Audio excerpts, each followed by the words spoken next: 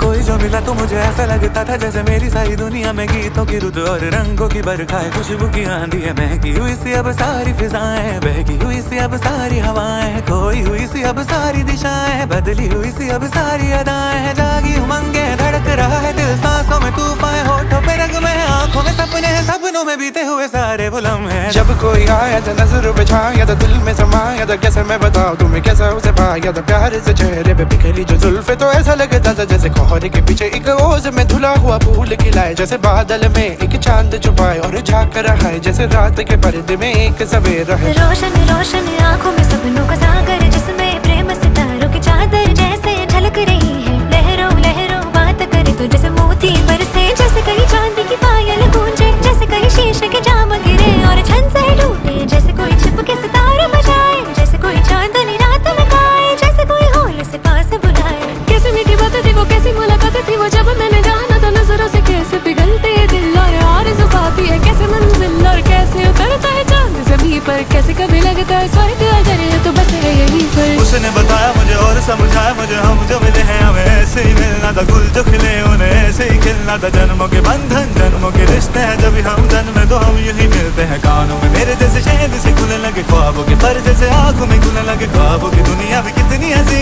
और कैसी रंगी थी, ख्वाबों की दुनिया जो कहने की थी पर कहीं भी नहीं थी। ख्वाब जो टूटे मेरे आँख जो खुली मेरी होश जो आया मुझे, मैंने देखा मैंने जाना वो जो कभी आया था, नजरों पे छाया था दिल में समाया था, जा भी चुका है और